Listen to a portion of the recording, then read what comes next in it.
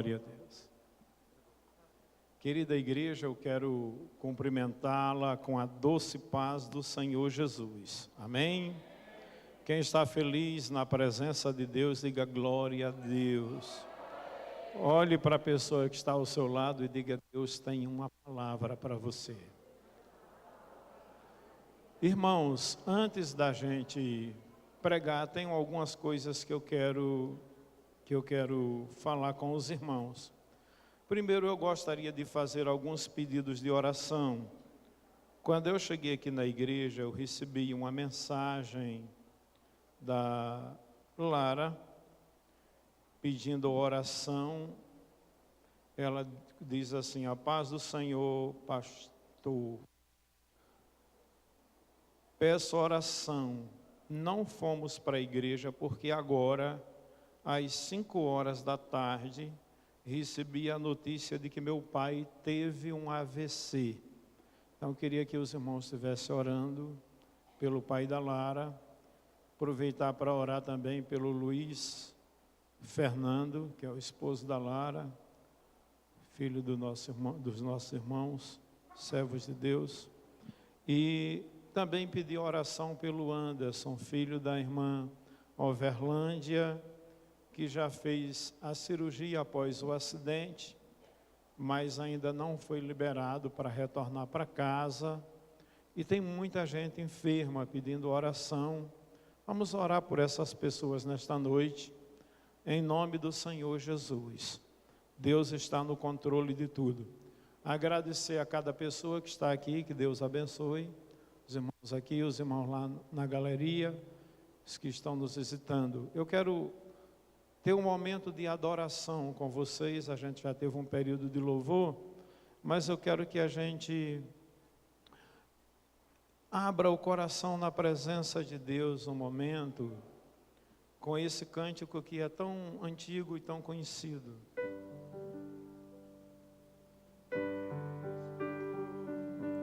Jesus Cristo, eu te amo. Jesus Cristo, eu te amo. Jesus Cristo, eu te amo. Jesus Cristo, eu te amo.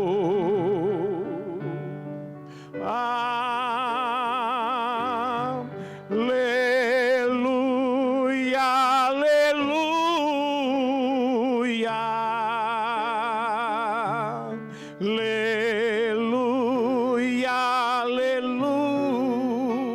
aleluia, aleluia, aleluia,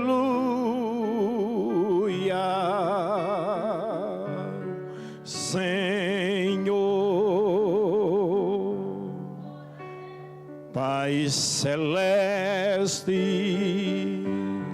eu te amo.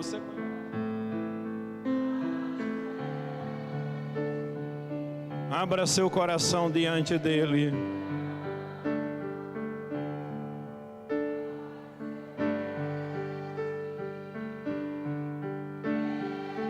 Sinta a presença do Senhor nesta noite.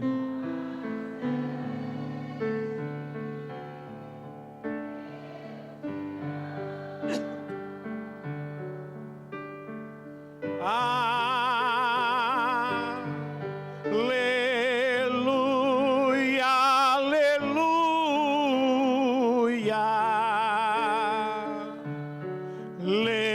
aleluia,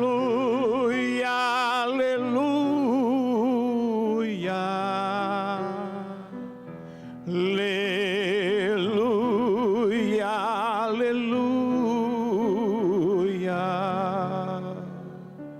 Senhor,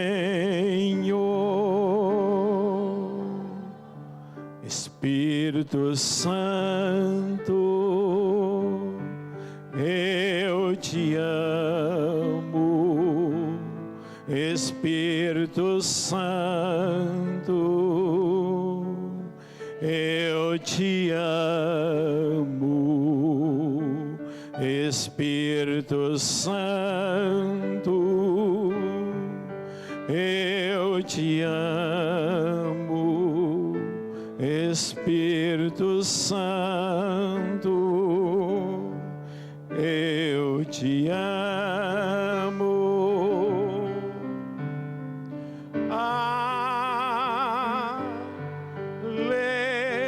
Aleluia, aleluia, aleluia, aleluia,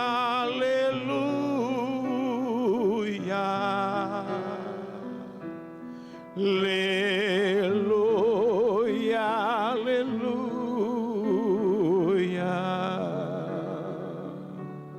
Senhor, toda a igreja,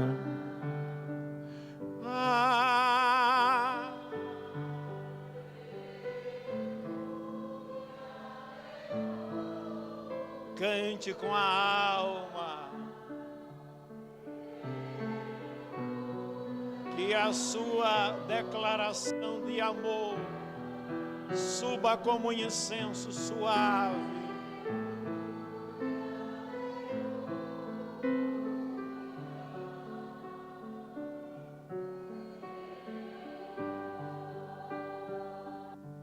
Oh, meu Deus, eu te amo.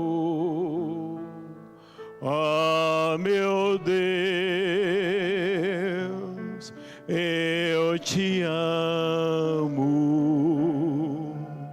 Oh, meu Deus, eu te amo. Oh, meu Deus, eu te amo. Aleluia.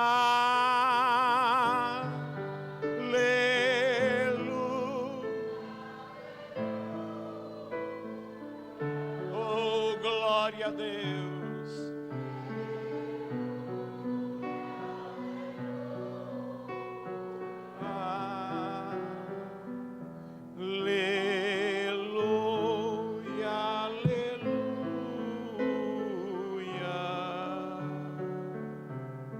Senhor,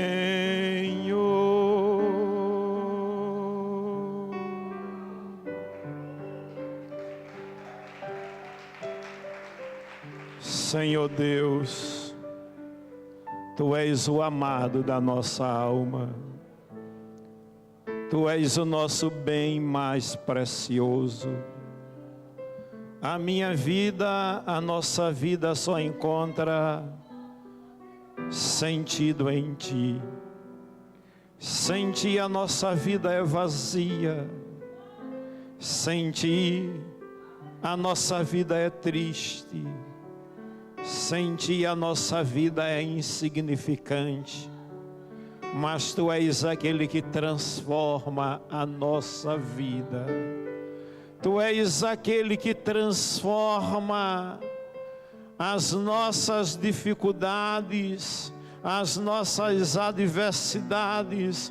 Tu és aquele que nos tira do caos, do desespero, da angústia, da depressão, do desamor, da loucura e nos coloca na posição de filho amado de Deus. Por isso, nesta noite nós declaramos que Te amamos com todo o nosso coração, que Te amamos com toda a nossa alma, que Tu és o nosso bem mais precioso. Aceita o louvor, a adoração da Tua igreja como incenso suave às Tuas narinas. E glorifica o Teu nome nesta noite, Senhor. Eu Te peço em nome de Jesus, que vive e reina para sempre. Amém, Senhor. Amém.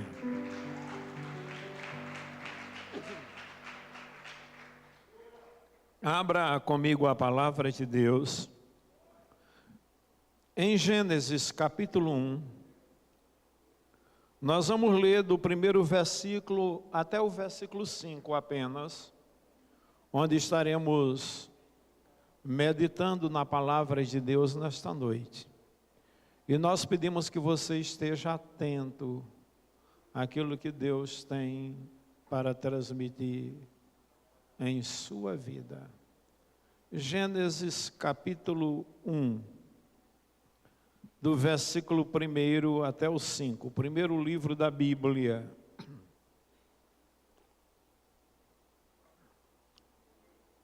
Quem encontrou, diga amém.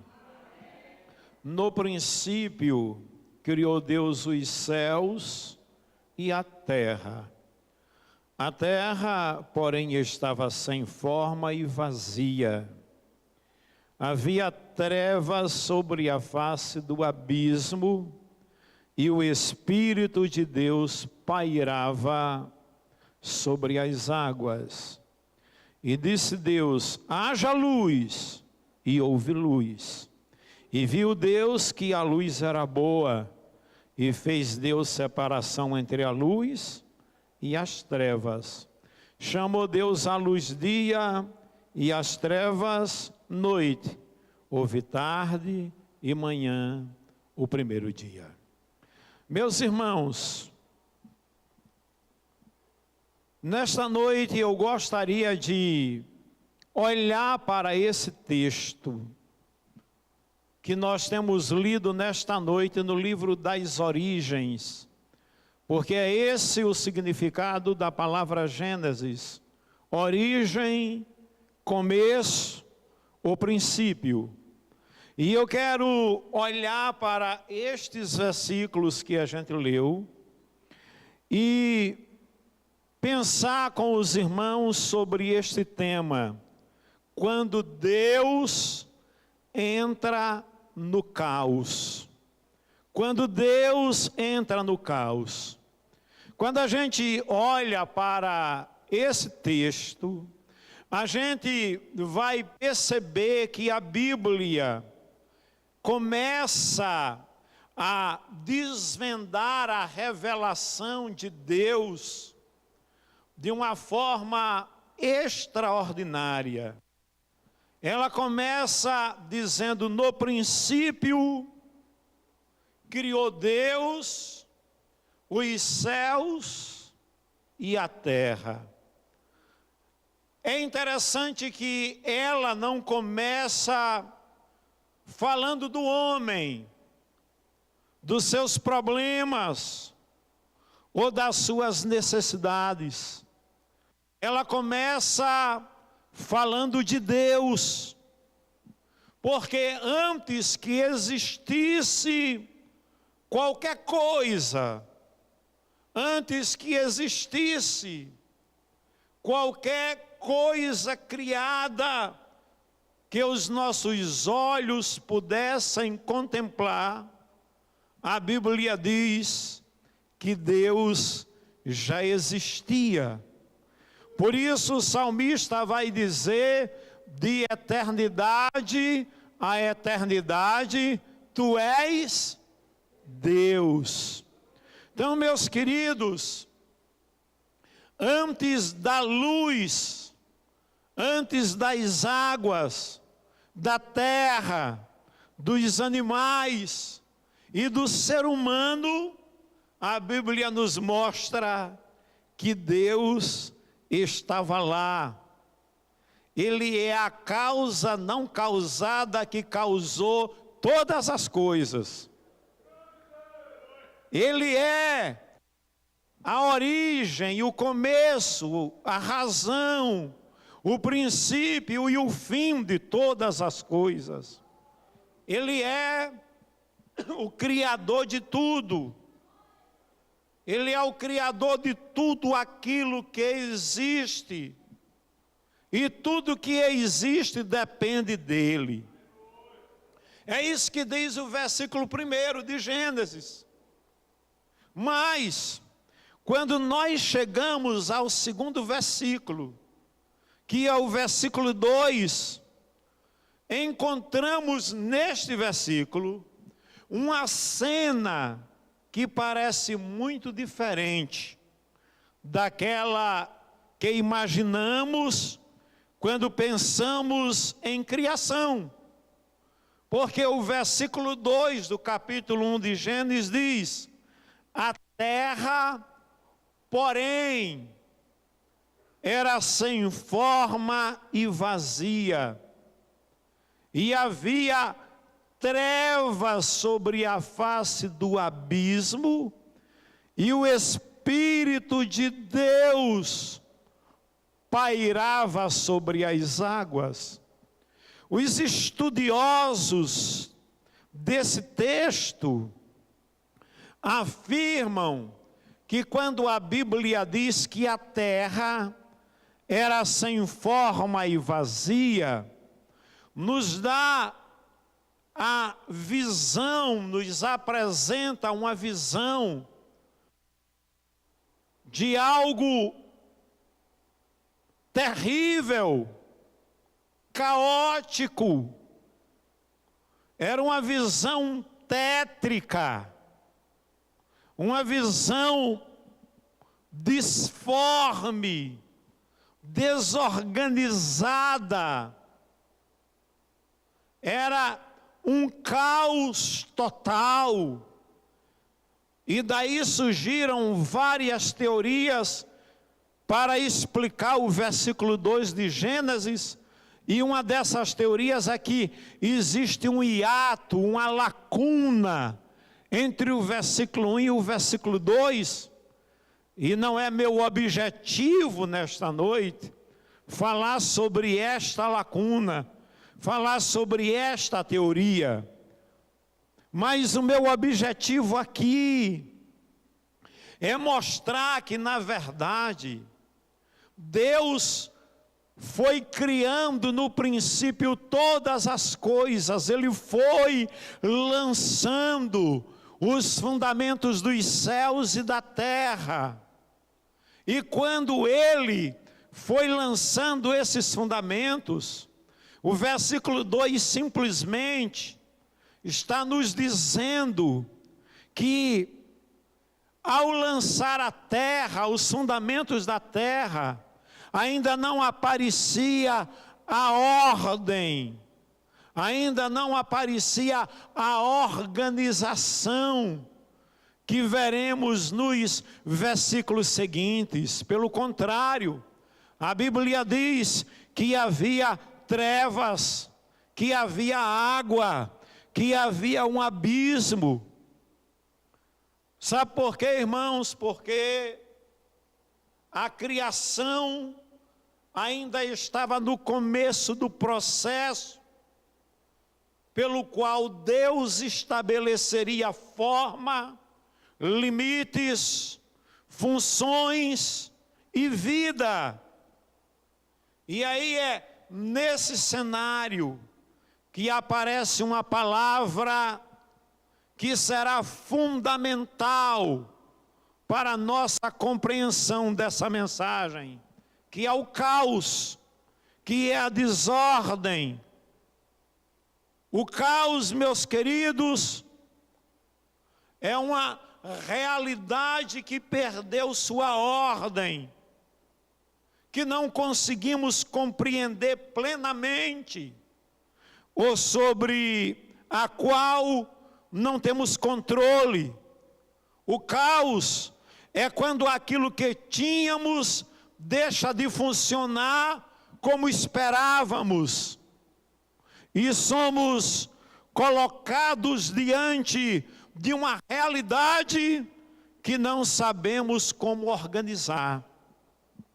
Existe um escritor norte-americano chamado Jordan Peterson, que escreveu um livro de cunho psicológico chamado 12 Regras para a Vida.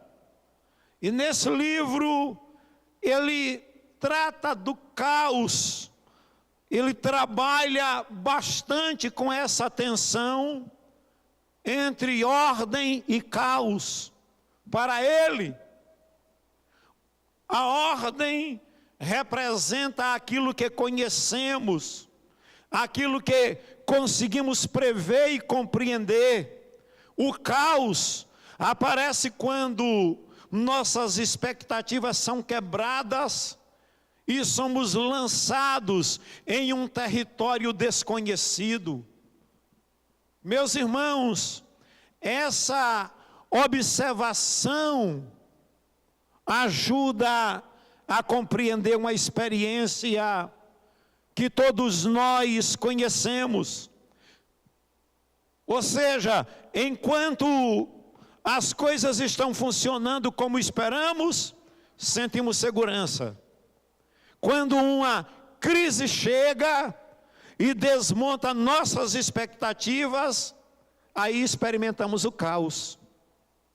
Por exemplo, uma doença inesperada pode produzir caos. Uma crise financeira pode produzir caos. Um casamento que entra em crise pode produzir caos. Um filho que toma uma direção completamente diferente daquela que os pais esperavam pode produzir caos. Uma perda, uma decepção, uma porta que se fecha, ou uma mudança inesperada, podem fazer com que a pessoa olhe para a própria vida e diga: eu não sei mais o que fazer. Meus irmãos, é exatamente por isso que esse texto, esse versículo 2, fala conosco de maneira tão profunda. O texto apresenta uma realidade ainda sem forma e vazia. Mas espere, porque não termina aí. Existe algo naquele cenário que muda completamente a perspectiva. E o que é que aparece nesse cenário? O que aparece em meio ao caos, que muda completamente a perspectiva, é que o versículo 2 continua dizendo: e o Espírito de Deus pairava sobre as águas. Aleluia! Você pode dar uma salva de palmas ao Senhor.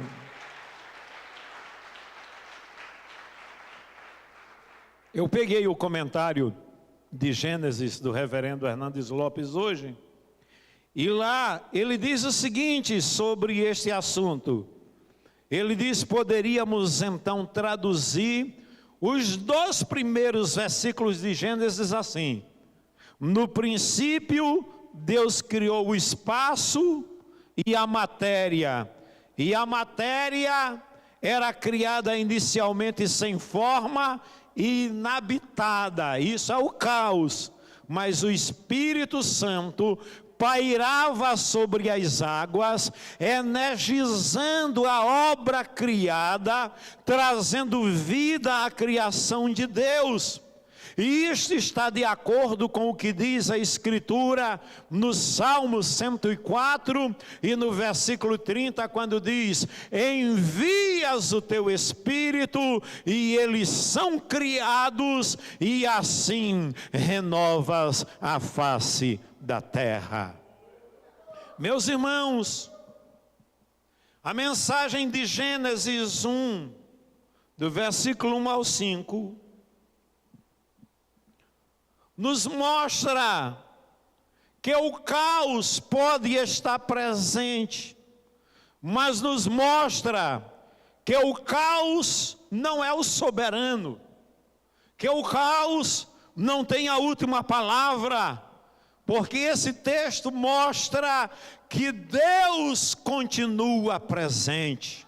E quando Deus começa a agir, é o que diz a partir do versículo 3, quando Deus começa a agir, a luz aparece, a ordem é estabelecida e a vida começa a surgir. E aí eu quero pensar em primeiro lugar sobre o caos da criação, quando a Bíblia diz que a terra estava sem forma e vazia. O que eu falei até agora foi apenas uma introdução para a gente começar a desenvolver os pontos que nós temos extraído desse texto. Voltando ao versículo 1, Moisés, inspirado pelo Espírito Santo, diz: no princípio, criou Deus os céus e a terra. Meus irmãos, essa primeira afirmação estabelece quem está no controle de toda a realidade. Essas palavras mostram que Deus é anterior à criação e superior à criação. As águas não são Deus, as trevas não são Deus, e o abismo não é Deus. O panteísmo está errado quando afirma que Deus é tudo e tudo é Deus, que Deus é uma árvore, que Deus é o sol, que Deus é a lua, que Deus sou eu, que Deus é você, que Ele está dentro de nós. Não, a Bíblia diz que os céus proclamam a glória de Deus e o firmamento anuncia as obras de suas mãos. Um dia faz declaração a outro dia, uma noite a outra noite, não há linguagem nem fala, e mesmo assim ouve-se a sua voz. Ele é o Criador e sustentador de todas as coisas.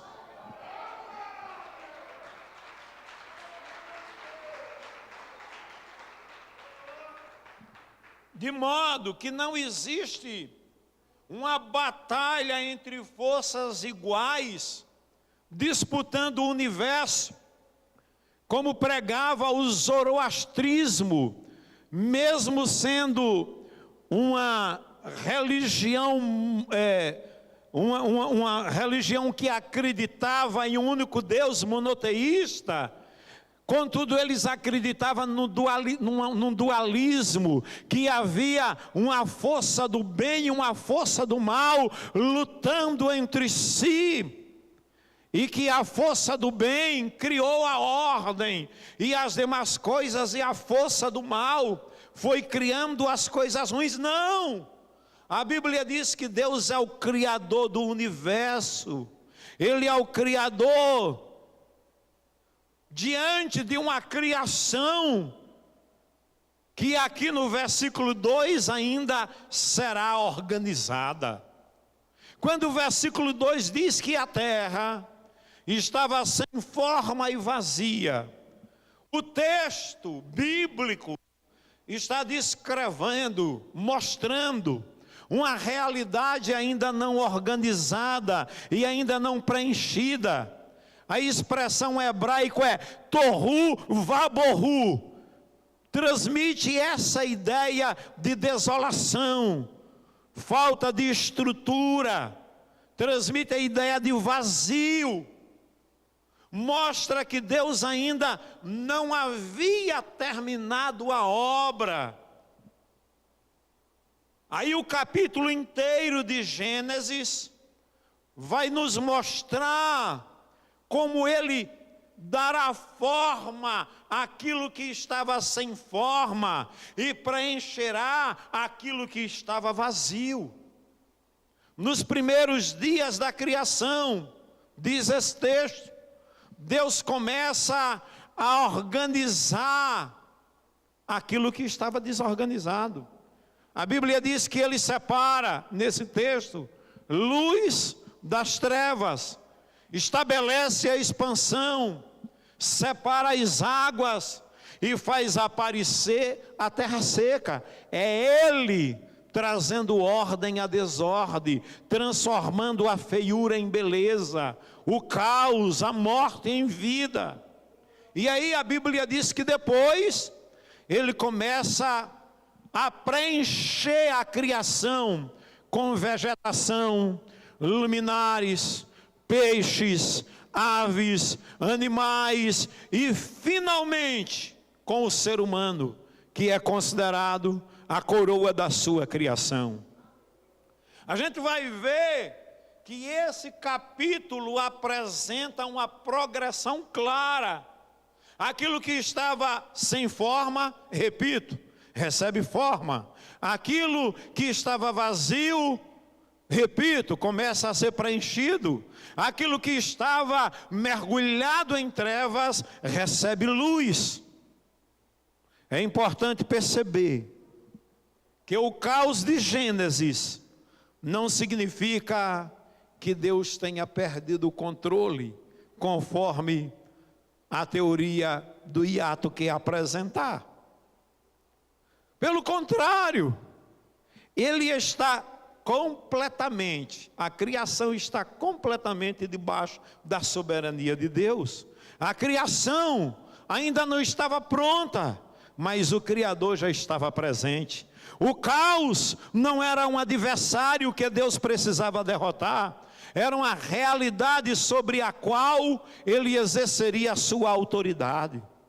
Essa compreensão é importante, porque muitas vezes usamos a palavra caos, e a usamos apenas para falar de problemas, mas o caos é mais profundo do que simplesmente ter problemas. Caos é quando aquilo que antes fazia sentido começa a perder a sua forma. É quando nossas referências deixam de funcionar. É quando o futuro se torna imprevisível e não sabemos mais como organizar aquilo que estamos vivendo. Existe muita gente hoje desesperado. Esses dias eu vi uma situação que me fez rir. Pessoas conhecidas estocando alimentos, porque segundo uma palavra daquela organização, era necessário que se estocasse alimentos, porque o futuro era incerto, porque está acontecendo guerras, rumores de guerra, terremotos. Meu filho estava na Colômbia agora quando houve esse terremoto que matou já um monte de gente. E ele me liga, faz uma mensagem, uma chamada de vídeo: pai, está tudo bem comigo? Estou ligando, eu digo: meu filho, tua vida está nas mãos de Deus. E aí esse povo desesperado pede que Jeová apresse logo a ordem das coisas. E quando começa a surgir esses abalos, eles correm já para estocar alimento. Irmãos, a tua vida não é um caos. Você não precisa viver em desespero. Aliás, você não é filho do desespero do mundo, você é filho da esperança da ressurreição. Aleluia! Por isso a tua vida tem ordem. Você sabe para onde está indo. Você sabe em quem você tem crido. Nós podemos estar vivendo externamente uma vida aparentemente normal e ao mesmo tempo experimentar caos por dentro de nossa vida.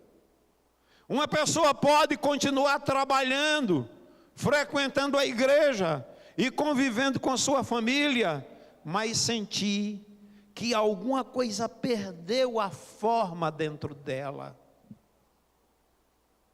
Pode existir um vazio que ninguém vê, uma confusão que ninguém percebe, e uma luta que ninguém conhece. O caos provoca medo, porque nos coloca diante daquilo que não conseguimos controlar. Ele pode produzir confusão, porque não sabemos qual decisão tomar.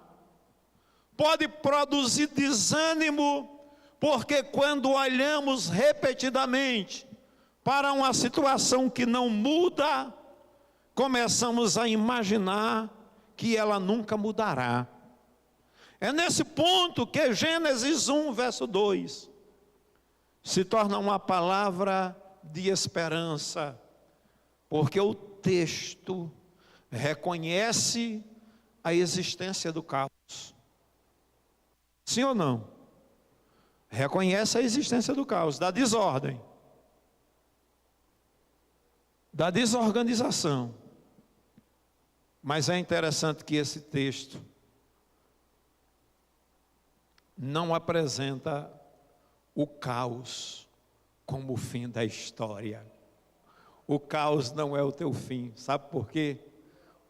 Porque um dia aquele que desceu foi o mesmo que subiu, mas deixou o seu espírito para adornar a noiva, para embelezar a noiva, para nos transformar de glória em glória, para apresentar diante de Deus uma noiva imaculada, sem mácula, nem ruga, nem coisa semelhante, porém santa e sem defeito. O caos não tem a última palavra. Aleluia! A segunda coisa que eu quero enfatizar aqui, que eu já falei no primeiro ponto, mas agora tem que enfatizar: o Espírito de Deus está presente no meio do caos. Depois que Moisés diz que a terra estava sem forma e vazia, ele acrescenta: e o Espírito de Deus pairava sobre as águas. Alguns estudiosos nos deram a ideia de que quando o Espírito estava pairando sobre as águas, ele estava gerando, chocando, incubando e dando vida ao universo. Estava aneando o universo. Essa afirmação, irmãos, é decisiva para a compreensão do texto. O cenário ainda não havia mudado, mas Deus já estava presente. Antes da luz aparecer, o Espírito estava presente. Antes da ordem ser estabelecida, o Espírito estava presente. Antes da terra ser preenchida de vida, o Espírito estava presente. A obra de Deus ainda não estava concluída, mas a presença de Deus já estava ali. Talvez você não consiga enxergar com os olhos da carne, mas a Bíblia diz que olho não viu, ouvido não ouviu, não desceu ao coração aquilo que Deus tem preparado para aqueles que o amam. E Deus nos revela pelo seu Espírito, porque o Espírito penetra todas as coisas, ainda as profundezas de Deus. Aleluia! Essa verdade, irmãos, é muito importante para nós. Sabe por quê? Porque frequentemente nós avaliamos a presença de Deus pelas circunstâncias. Quando tudo está funcionando, pensamos que Deus está perto. Quando as coisas começam a dar errado, pensamos que Deus se afastou. Gênesis 1:2 nos ensina que podemos estar diante de uma realidade desorganizada e ainda assim está extremamente no lugar onde Deus está trabalhando. Isaías 64:4 diz: porque desde a antiguidade não se ouviu, nem com os olhos se viu, nem com os ouvidos se percebeu, um Deus além de ti, que trabalhe para aqueles que nele esperam. Aleluia! Há momentos, e a gente precisa entender isso, em que Deus está presente, antes que consigamos perceber o resultado de sua presença. O Espírito de Deus estava sobre as águas, repito, antes que a luz aparecesse. Isso significa que a ausência de uma solução visível não significa a ausência de Deus. Lembra-se do hino bem-aventurados que confiam no Senhor, como fez Abraão. Ele creu ainda que não via, e assim a fé não foi em vão. É feliz quem segue fielmente nos caminhos santos do Senhor, na tribulação é paciente, esperando no seu santo amor. Os heróis da Bíblia Sagrada não fruíram logo os seus troféus, mas levaram sempre a cruz pesada para obter poder dos céus. Sim, confia tu inteiramente na imensa graça do Senhor, seja de ti longe o desalento e confia no seu santo amor.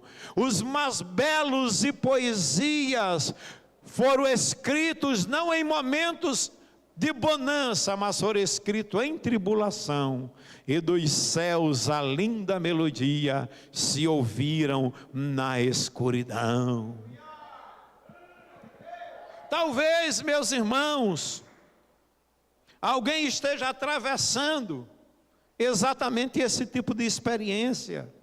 Você está orando, mas ainda não vê resposta. Está tentando reconstruir, mas ainda não vê resultado. Está esperando uma mudança, mas as circunstâncias continuam iguais. É possível que você esteja olhando para as águas e pensando que nada está acontecendo.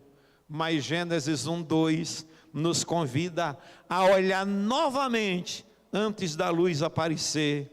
O Espírito de Deus já estava ali. Antes de você ver a sua bênção, o Espírito Santo já está preparando todas as coisas para a tua vida, em nome do Senhor Jesus. Agora entenda, essa verdade não significa que Deus sempre resolverá tudo imediatamente ou da maneira que esperamos. Significa algo mais, algo muito mais profundo. Significa que mesmo quando não entendemos o processo, Deus não perde o controle do mesmo. A fé que nós temos em Deus não consiste em fingir que não existe caos, que não existe problema. Você está bem, de repente faz um exame de rotina e descobre que está com enfermidade grave, até mortal. E aí você se desestrutura todo. E aí o teu Deus desapareceu, o teu Deus evaporou-se. Ele não se ausenta do trono. Ele sabe o que é melhor para nós. A fé consiste em reconhecer que Deus continua presente no meio do caos. É isso que eu quero que você entenda.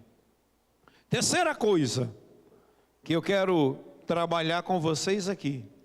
Quando Deus age, Ele traz luz, ordem e propósito. Depois de apresentar a presença do Espírito, no versículo 2, o versículo 3 registra o seguinte: e disse Deus, haja luz, e houve luz. Aqui, meus irmãos, a partir do versículo 3, começa a transformação da realidade apresentada no versículo 2. Deus fala e a luz aparece. Deus fala e a luz se manifesta. Ele simplesmente fala e a criação responde à voz do Criador. A primeira coisa que Deus faz é trazer luz. Isso é significativo porque a luz nos permite enxergar, porque a luz rompe as trevas. E a luz estabelece uma distinção. Deus começa a sua obra trazendo aquilo que permite a criação seja vista e seja organizada. Isso também nos ajuda a compreender como Deus muitas vezes começa a agir em nossa vida. Nós pedimos que Ele mude imediatamente a situação, mas muitas vezes Deus começa trazendo luz para dentro de nós. Ele nos permite enxergar coisas que não estávamos enxergando. Ele revela atitudes que precisam mudar, pecados que precisam ser confessados, relacionamentos que precisam ser restaurados e prioridades que precisam ser reorganizadas.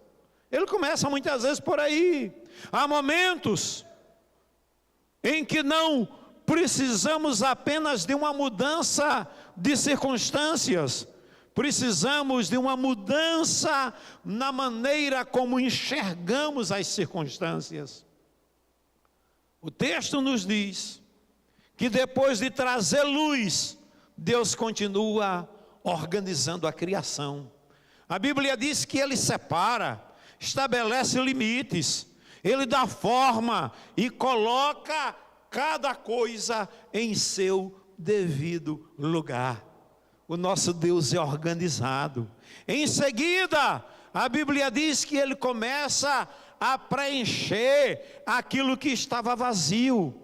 A criação passa a ter estrutura, passa a ter função e passa a ter beleza e vida.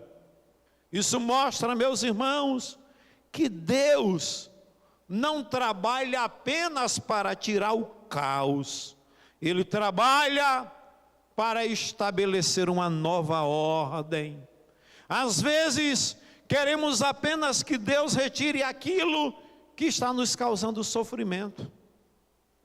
É isso que muitas vezes nós queremos, mas Deus pode querer fazer uma obra mais profunda.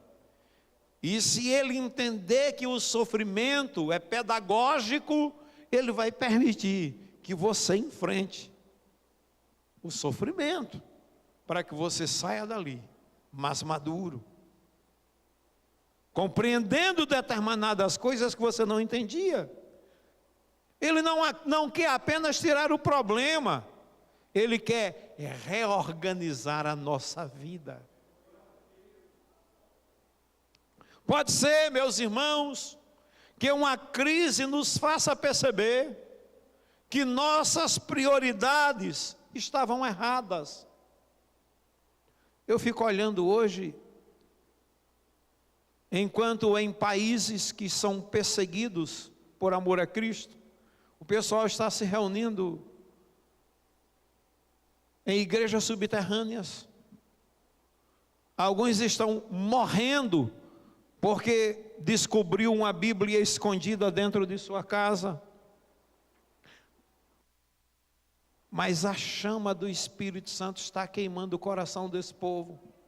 E nós muitas vezes temos tanta liberdade de servir a Deus e perdemos o entusiasmo de estar na casa do Senhor, de adorar a Deus na coletividade, de fazer a obra de Deus. Alguns estão dando sua vida por amor a Cristo, enquanto outros estão negando a Cristo para não perder a sua posição. Então Deus quer reorganizar a nossa vida.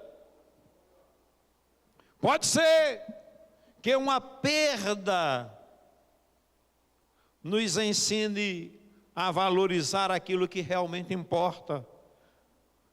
Pode ser que uma dificuldade nos conduza novamente a uma vida de oração. Pode ser que uma situação que não escolhemos seja usada por Deus para produzir maturidade em nós. Não significa que Deus seja o autor do mal, ou que devamos procurar sofrimento. Significa que Deus é poderoso o suficiente para trabalhar, mesmo nas circunstâncias que nós não teríamos escolhido. Irmãos, escute, há momentos em que nossa vida realmente parece sem forma e vazia. Há famílias que perderam sua estrutura, nós não podemos negar. Há casamentos que perderam a comunicação. Pessoas que perderam a esperança. E vidas espirituais que perderam a vitalidade, a vontade de orar, de ler a Bíblia, de estar na presença de Deus.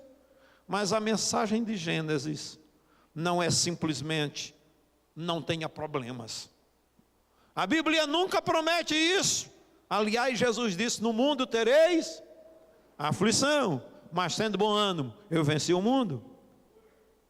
A mensagem é: não enfrente o caos como se Deus não estivesse presente.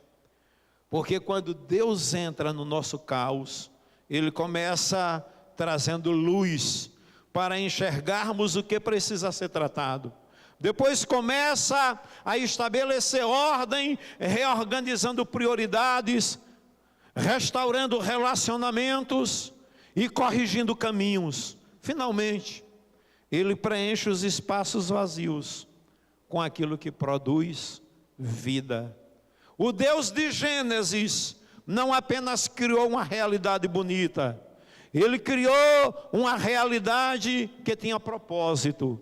Cada coisa recebeu o seu lugar e sua função. A ação de Deus em nossa vida não tem como objetivo apenas nos fazer sentir melhor, mas nos conduzir de volta ao propósito para o qual fomos criados. E esse princípio também vale para a igreja.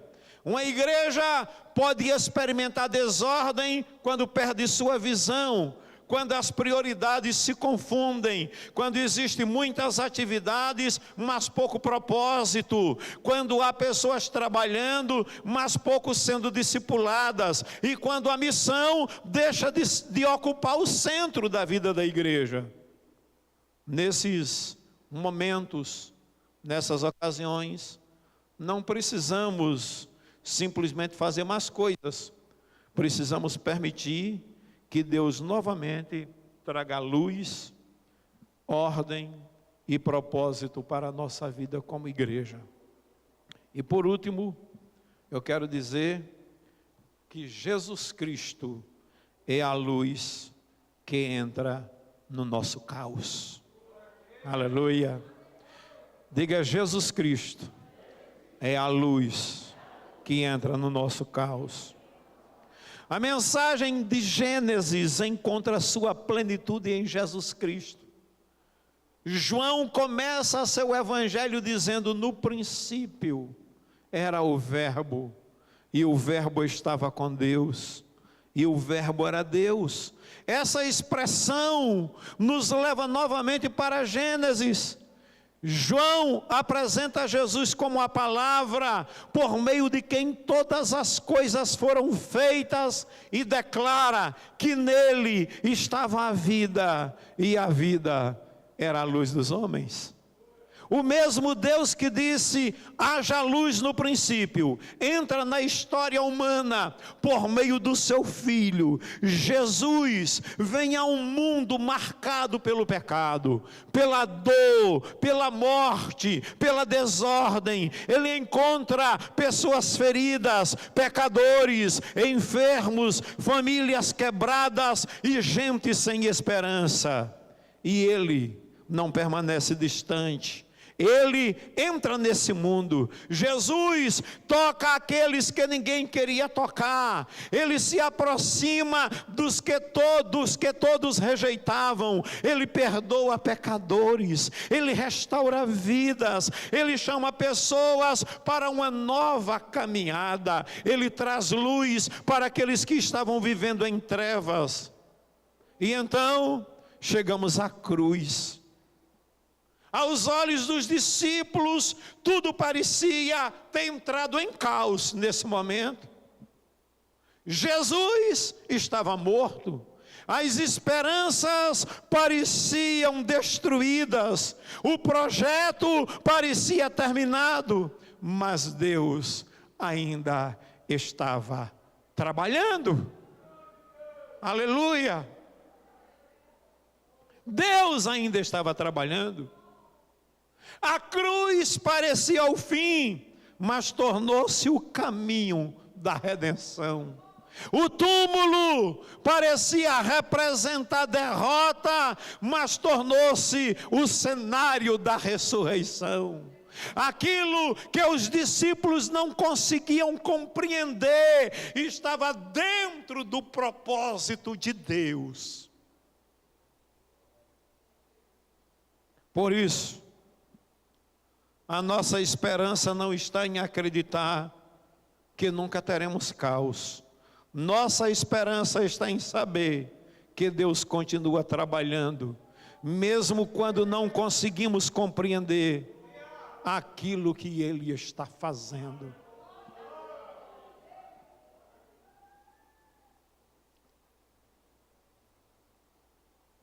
Cristianismo é vida, porque o nosso Cristo está vivo. Ele não ficou no túmulo. Ao terceiro dia, aquela pedra de quase 2 toneladas foi retirada, e ele se levantou dos portais da morte e se aproxima de um discípulo desvalido, caído ao chão, prostrado, na condição de morto, e ele coloca a sua mão direita sobre ele e diz: João, não tenhas medo, a morte não tem a última palavra, eu matei a morte na cruz, eu sou o alfa e o ômega, o princípio e o fim, aquele que vive e estive morto, mas estou vivo para todo sempre, e tenho em minhas mãos a chave da morte e do inferno. Aleluia, ao nome de Jesus, para todo sempre. E aí eu concluo essa mensagem dizendo que Gênesis começa com uma declaração, e a declaração é: no princípio criou Deus os céus e a terra. Em seguida apresenta uma terra sem forma e vazia. Há trevas, há água e há abismo. Mas o versículo não termina falando apenas do caos. Ele diz: e o Espírito de Deus pairava sobre as águas. Depois Deus fala: haja luz. A partir daquele momento, a criação começa a receber forma, ordem, beleza, função, vida. O que estava desorganizado começa a ser organizado, o que estava vazio começa a ser preenchido, o que estava coberto pelas trevas recebe luz. Essa é a mensagem que precisamos guardar. O caos não é o fim da história quando Deus está presente.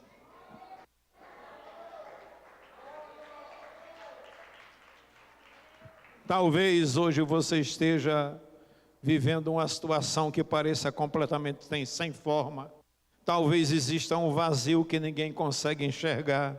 Talvez haja treva sobre alguma área de sua vida. Talvez você não saiba como organizar aquilo que aconteceu. Mas volte para Gênesis 1:2. Antes que a luz aparecesse, o Espírito de Deus já estava presente. Não confunda a demora da resposta com a ausência de Deus. Não confunda a sua incapacidade de compreender com a incapacidade de Deus agir. Não confunda uma fase de caos com o fim da sua história. Talvez você esteja vivendo o seu versículo 2, mas Deus ainda não terminou de escrever o seu versículo 3.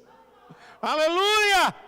O mesmo Deus que disse: haja luz, continua sendo Deus. Ele pode trazer luz às suas trevas, ordem à sua confusão, vida ao seu vazio e propósito àquilo que perdeu sentido. Por isso, meu irmão, não tente enfrentar o caos sozinho. Leve-o para Deus. Coloque diante dele aquilo que perdeu a forma, aquilo que ficou vazio e aquilo que você não consegue controlar. Permita que a luz de Deus entre onde você preferiu esconder as coisas. Permita que ele reorganize aquilo que saiu do lugar. Permita que ele preencha aquilo que ficou vazio. Abra seu coração e diga: Senhor, eu estou aqui. Eu olho para a minha vida e percebo tanta desordem, mas vem nesta noite e lança a tua luz, traz a tua palavra, reorganiza o meu mundo interior e me transforma de glória em glória na imagem do Filho de Deus. Que Deus te abençoe, que Deus abençoe sua vida, que essa palavra encontre guarida em seu coração, em nome de Jesus. Quero te convidar nesta hora a se colocar em pé comigo neste momento. E antes de orar, eu quero conceder a oportunidade. De repente, nós temos aqui algumas pessoas que precisam de um reencontro com Deus, que precisam entregar a sua vida a Cristo, que precisa se reconciliar com o Senhor, que precisa se voltar para Deus. Talvez a sua vida esteja vazia, você se percebe, se enxerga sem sentido. Eu não sei se temos alguém aqui nesta noite. Eu olho e vejo muitos servos de Deus aqui, louvado seja o nome do Senhor por isso. Mas eu sei que Deus quer o melhor para você, que Deus quer o melhor para a sua vida. Você pode dizer: Senhor, vem nesta noite e entra em minha vida, entra em minha alma, entra em meu coração. Feche os seus olhos na presença do Senhor. Luiz. Deixa Deus ministrar o seu coração.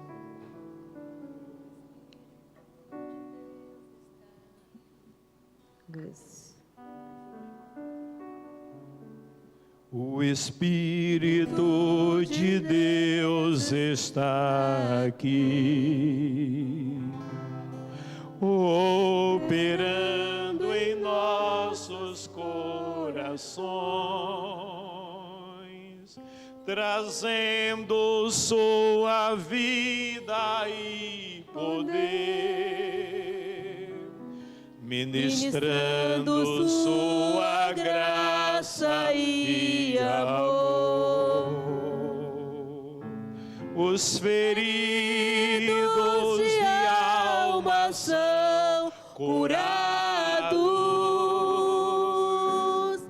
os cativos e oprimidos livres são,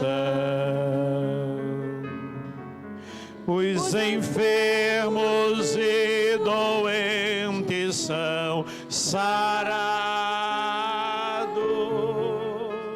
pois o Espírito de Deus abra seu coração e adore ao Senhor. O Espírito de Deus está aqui. O Espírito de Deus está aqui. Opera, Espírito Santo. Operando em nossos corações, Trazendo sua vida e poder, ministrando sua graça e amor. Os feridos de curados, os Cativos e oprimidos livres são, os enfermos e doentes são sarados, pois o Espírito de Deus está aqui. Pai, eu quero te adorar.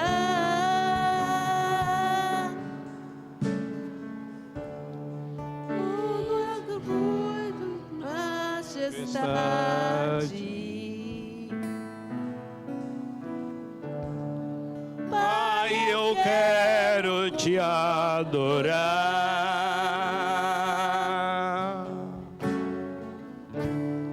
em espírito e em verdade, não apenas no ato ou no santo lugar. Eu quero te entronizar entre os querubins. Oh, leva-me à sala do trono, foi no novo e vivo caminho, pelo sangue de Jesus, eterno e sumo sacerdote. Adore ao Senhor. Leva-me à sala do trono pra te adorar, Senhor. Oh, leva-me à sala do trono pra te adorar, Senhor. te adorar. Continue na presença do Senhor, nosso Deus, Pra nosso Pai. te adorar. Nesta hora nós nos colocamos diante de Ti e nos colocamos do modo que estamos. Não queremos esconder nada de Ti, porque sabemos que Tu nos conheces por completo. Tu conheces aquilo que mostramos às pessoas e conheces também aquilo que escondemos de todos. Tu conheces nossas lutas, nossos medos, nossas lágrimas, nossas frustrações, nossas perguntas, e conheces até aquelas dores que não conseguimos transformar em palavras. Por isso, Senhor, nós chegamos diante de Ti, não como pessoas que têm tudo resolvido, mas como pessoas que precisam desesperadamente da Tua presença. A Tua palavra nos trouxe ao princípio. A Tua palavra diz: no princípio Deus criou o céu e a terra. E nós reconhecemos nesta noite que Tu és o Deus que estava no princípio, o Deus que continua presente hoje e o Deus que estará no nosso amanhã. Antes de existirmos, Tu já eras Deus. Antes dos nossos problemas aparecerem, Tu já eras Deus. Antes das nossas crises começarem, Tu já eras Deus. E aquilo que nos surpreendeu, nunca surpreendeu a Ti, Senhor. Nós escolhemos Te servir, independentemente das circunstâncias. Mas olhamos também para a Tua palavra e vemos uma terra sem forma, vazia. Vemos trevas sobre a face do abismo, vemos águas profundas. E talvez nesta hora existem pessoas aqui que estejam olhando para a própria vida e dizendo: é exatamente assim que eu estou por dentro. Há áreas que perderam a forma, há sonhos que ficaram vazios, há relacionamentos que foram quebrados, há famílias que estão enfrentando lutas, há corações cansados, há pessoas que estão sorrindo por fora, mas chorando por dentro. Pai, nós não queremos fingir diante de Ti, nós queremos trazer o nosso caos para a Tua presença. Senhor, há coisas que nós não conseguimos organizar, há situações que não conseguimos resolver, há portas que não conseguimos abrir, há pessoas que não conseguimos mudar, há feridas que não conseguimos curar, há perguntas para as quais ainda não encontramos respostas. E hoje, Senhor, nós reconhecemos nossa limitação. Nós não somos suficientes, Senhor. Nossa força não é suficiente, nossa sabedoria não é suficiente, nossa experiência não é suficiente, nosso dinheiro não é suficiente, nossos contatos não são suficientes, nossos recursos não são suficientes, mas Tu, Senhor, és suficiente.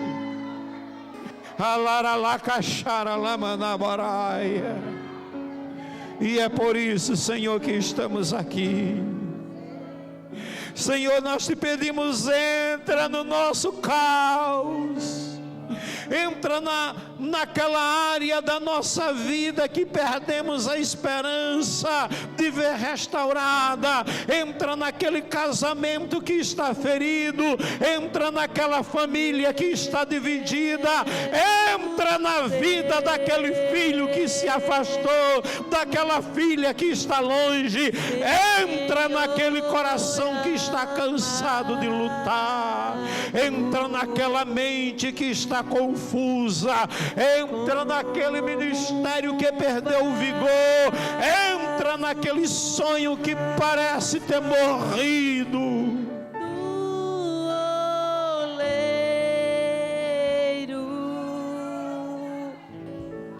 quebra minha vida, Senhor, entra onde nós não conseguimos entrar. Toca onde nossas mãos não conseguem tocar. Eu quero. Cura onde nossos recursos não conseguem curar.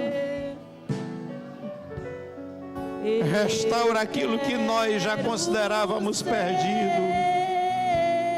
E acima de tudo, Senhor, traz a Tua luz. Como naquele princípio, quando havia trevas sobre a face do abismo, nós te pedimos, haja luz. Haja luz dentro da nossa casa. Haja luz dentro do nosso casamento. Haja luz dentro dos nossos pensamentos. Haja luz dentro das nossas emoções. Haja luz dentro da nossa vida espiritual. Haja luz onde o pecado criou sombras. Haja luz onde o ressentimento criou raízes. Haja luz onde a amargura tomou espaço. Haja luz onde a esperança morreu. Haja luz, Senhor. Faça de nós vasos novos, porque sabemos que quando a Tua luz chega, as trevas precisam recuar. Senhor, ilumina aquilo que precisamos enxergar. Mostra-nos onde erramos, mostra-nos onde precisamos pedir perdão, mostra-nos onde precisamos perdoar, mostra-nos aquilo que precisamos abandonar, mostra-nos aquilo que precisa ser colocado novamente no lugar certo. Não permita que saiamos daqui apenas emocionados. Queremos sair transformados. Não queremos apenas sentir a Tua presença, queremos obedecer a Tua palavra. Não queremos apenas chorar diante de Ti. Queremos permitir que Tu mudes aquilo que precisa ser mudado. Não queremos apenas pedir que Tu organize nossas circunstâncias. Queremos que Tu organize nosso coração. Senhor, coloca em ordem aquilo que nós desorganizamos. Coloca cada coisa no seu lugar. Coloca novamente a família no lugar que ela deve ocupar. Coloca novamente a Tua palavra no centro da nossa vida.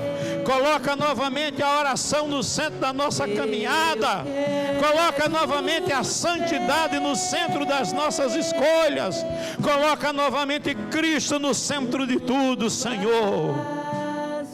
Onde existe vazio, preenche. Não permita que tentemos preencher com pessoas aquilo que somente tu podes preencher.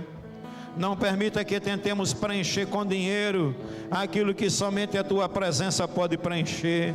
Não permita que tentemos preencher com trabalho, reconhecimento, prazer ou qualquer outra coisa aquilo que foi criado para ser preenchido por ti. Preenche-nos, Senhor. Enche-nos do teu azeite novamente. Renova nossa fome pela tua presença. Renova o prazer de estar na tua casa. Renova o desejo pela tua palavra. Renova a nossa vida de oração. Renova a nossa paixão por Jesus. Eu quero ser, Senhor, um vaso novo. Quebra a minha vida. Quebra a minha vida, quebranta meu coração, faça de novo, nos ajuda, Senhor. Eu quero ser um vaso novo. Eu quero ser,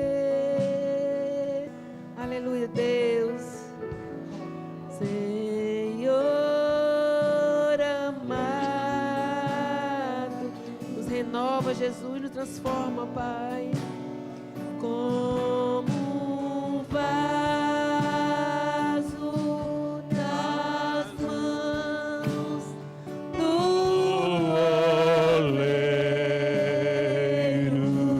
Quebra, Jesus, quebra minha vida e faça de novo. Eu quero ser. Eu Quero ser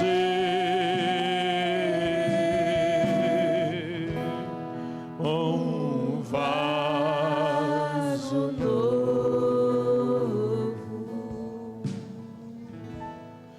Eu quero ser. Canta a igreja. Senhor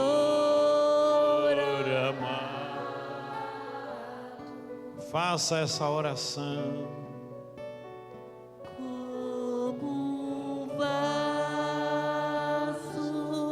nas mãos Do oleiro. quebra minha vida. Faça, Jesus, E faça de novo.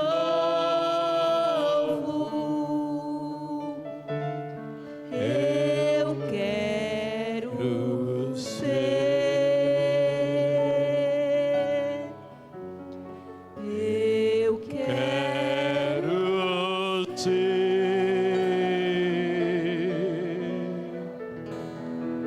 um vaso novo.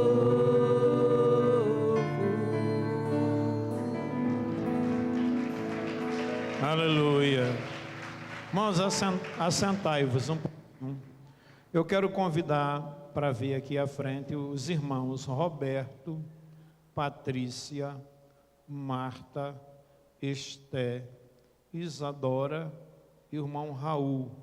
Nós vamos receber esses servos de Deus aqui em nossa igreja.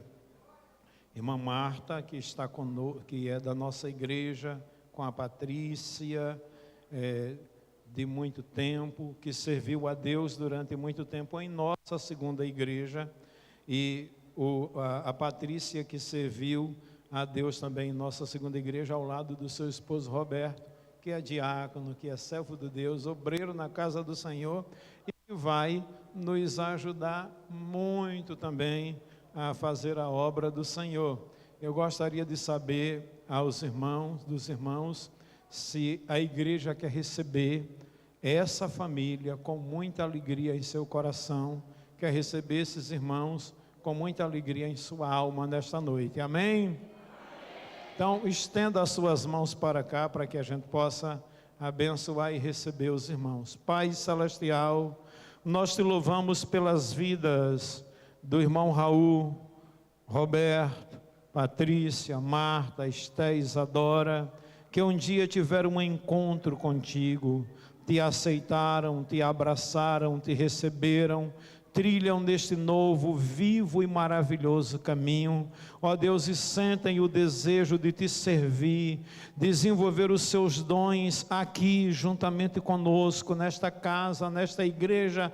Permita que os teus filhos, Senhor, sejam florescentes, ó Deus amado, sejam instrumentos de Deus para abençoar outras vidas, Senhor, que sejam instrumentos de Deus que venham somar, ó Deus amado, no crescimento da obra do Senhor, na conquista de almas, na edificação de vidas, no discipulado, no relacionamento com Deus e com os nossos irmãos. Nós assim os recebemos, Senhor, e com muita alegria declaramos que a festa nos céus, que a celebração nos céus, a alegria aqui na terra, pelos teus filhos, Senhor, que se reúnem para celebrar a vida em Deus aqui neste lugar, juntamente conosco, com muita alegria e com muita gratidão, nós oramos em nome de Jesus. Amém, Senhor. Amém. Seja muito bem-vindo, irmã, em nome de Jesus.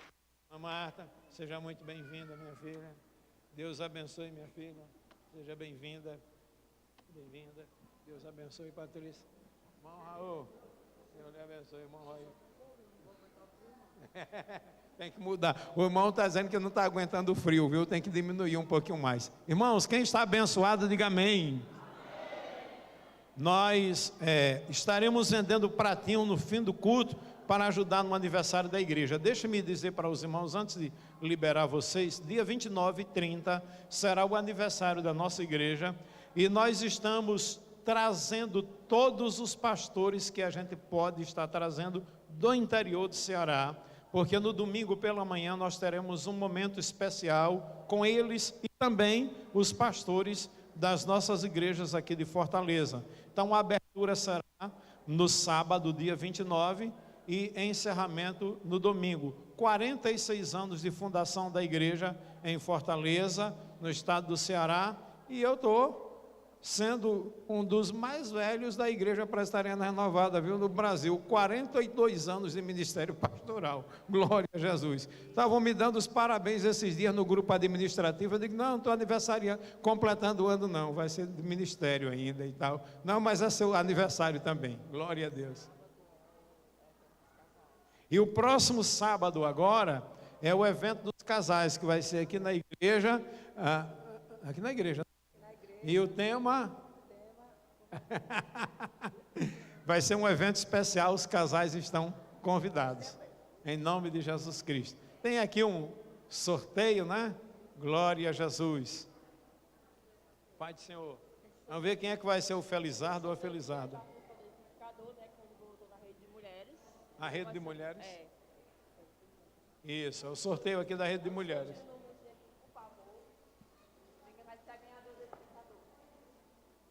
Estão querendo que eu tire aqui. Vamos ver quem é que eu vou tirar. Vamos ver aqui. Vai, Eridan, quem foi que eu tirei?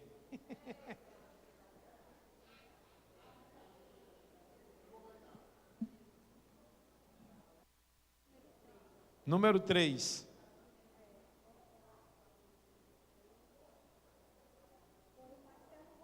Marcelo Rodrigues.